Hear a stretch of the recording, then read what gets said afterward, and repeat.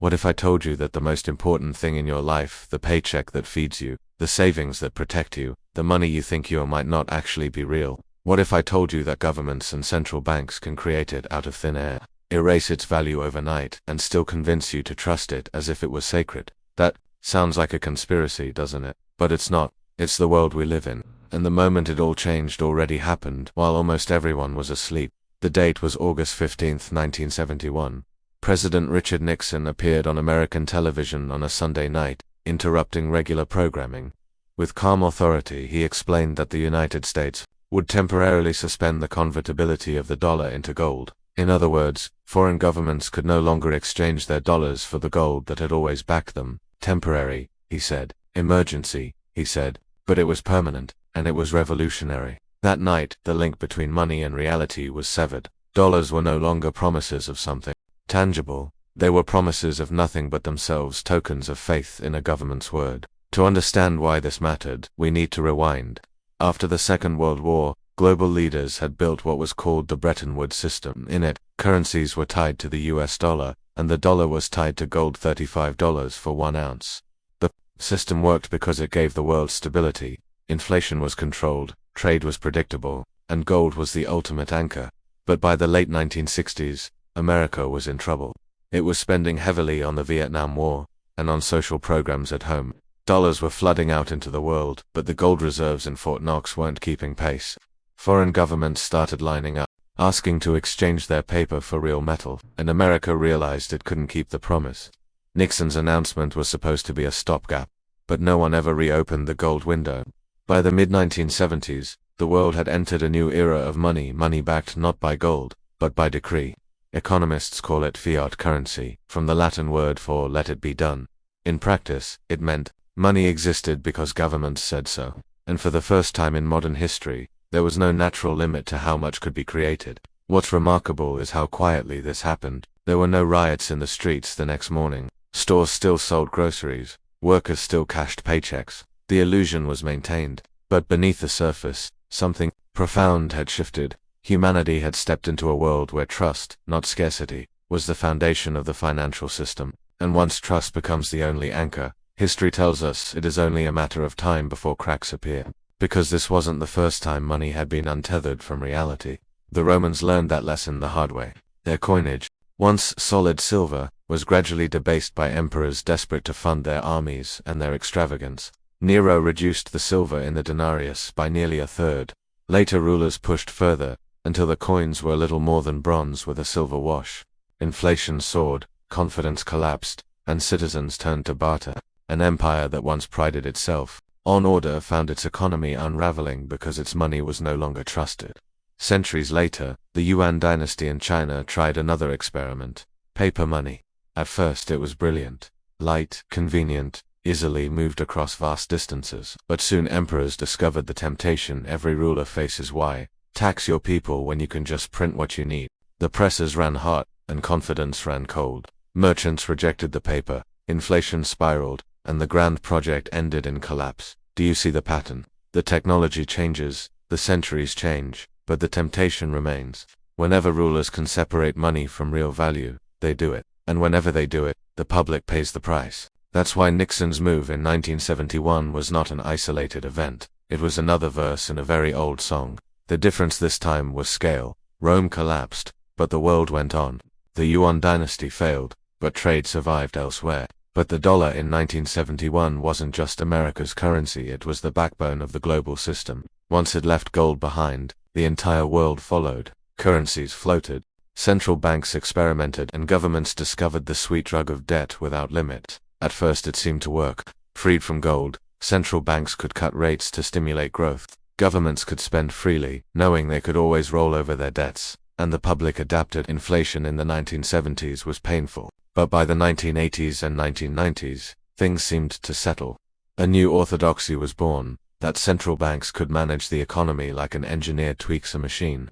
They called it monetary policy. And it gave us decades of credit booms, bubbles, and crashes, each one bigger than the last. But here is the truth history makes clear. Systems like this are not designed for stability. They are designed for momentum. The debt has to keep growing. The money supply has to keep expanding. The trust has to keep being maintained. If it slows down, it risks collapse. Like a shark, it must keep swimming or it dies. And that is where we find ourselves today. A world where money no longer has any anchor except faith, and where central banks and governments treat the printing press as the ultimate weapon. Since 1971, global debt has exploded to levels that would have been unthinkable before. In 1970, US federal debt was about $370 billion. Today, is over $34 trillion. The numbers are so large they barely register, like trying to imagine the distance to a star. And yet, this system depends on those numbers never being questioned. Think of the crises we've lived through: the dot-com bubble of the late 1990s, the housing collapse of 2008, the pandemic stimulus of 2020. Each time, the solution was the same: more money, more credit, more intervention. We are told this is stability, but it's not stability, it's acceleration. And acceleration always has a cost. You can see that cost in the erosion of purchasing power. In 1971, an ounce of gold was $35. Today, it's more than $2,000. A house in the United States averaged about $25,000 in the early 1970s. Now, it's closer to $400,000. Wages have risen, yes, but not in proportion. For most people, the experience of life in this fiat era has been simple: working harder, saving less, owning less, and paying more for everything. And yet, the system insists you believe this is normal. This is not just an American story. Once the dollar abandoned gold, every other major currency followed. Europe, Japan, China, and are tied to any fixed reality. Every central bank now plays the same game, manipulating interest rates, inflating debt, and praying that trust holds. And here is the brutal truth: trust holds, until it doesn't. History tells us that clearly. Look at Weimar Germany in the 1920s. Crushed by war reparations, the government printed its way out of obligations. At first, it worked. Factories restarted, workers were paid, the system sputtered forward. Then prices began to double weekly, then daily. Families carried wages in wheelbarrows. Children made kites out of worthless banknotes, and when the trust finally broke, the entire economy collapsed, leaving anger, extremism, and the seeds of an even darker era. Or consider Argentina, a nation that has defaulted on its sovereign debt 9 times in the last century. Each time the cycle was the same: overspend, inflate, devalue, collapse, reset. And yet, ordinary Argentinians have lived through it, adjusting to a reality where saving in their national currency is folly. They keep US dollars under mattresses, or flee into property, or now, in some cases, even into cryptocurrency. That is what life looks like when money loses its meaning. But here is the uncomfortable question: if history shows this pattern, why do we believe it won't happen again on a global scale? The United States is not immune. Europe is not immune. China is not immune. The system we have built since 1971 is globalized, interconnected, and utterly dependent on one fragile thing: confidence. Once that confidence is broken, there is no easy way back. And yet, most people never stop to ask themselves the most basic question: what is money? They treat it as if it were natural, eternal, unquestionable. But money is not a law of nature, is a human invention, a system of trust, rules, and enforcement. Once upon a time, it was seashells or salt. Then it was silver and gold. Then it was paper backed by gold. And now it is paper backed by nothing at all, or even digital entries in a bank ledger. Do you see the trajectory? Every step takes us further from reality and deeper into abstraction. And every step makes the system more vulnerable to manipulation. Which brings us to today's frontier: digital currency. Governments are racing to launch central bank digital currencies, CBDCs. They promise efficiency, convenience, instant transactions.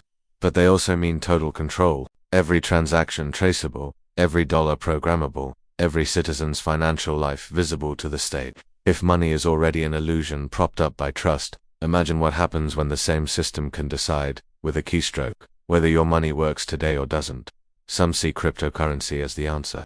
Bitcoin, for example, was designed after the 2008 financial crash as digital gold. Its supply is fixed, its rules enforced by code, not politicians. In theory, it offers escape from fiat's endless inflation. But it is also volatile, vulnerable to speculation, and not yet a true replacement for the everyday money people use. It may be part of the solution or just another chapter in the same struggle. The real lesson here is not about gold, or Bitcoin, or even fiat currency itself. The real lesson is about power.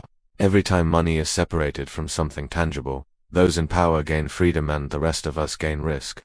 Governments can spend beyond their means. Corporations can borrow without discipline. Banks can profit from bubbles, and ordinary citizens end up carrying the burden when it all unravels. That is the cycle. That is the trap. And it began the day money stopped being real. So what do we do with this knowledge? First, we stop pretending. We stop telling ourselves that debt doesn't matter, that inflation is temporary, that governments always know what they're doing. We look at history and recognize the signs. Second, we protect ourselves, not by running to a single magic asset, but by understanding the system for what it is, a machine built on trust, and one that will always break down sooner or later.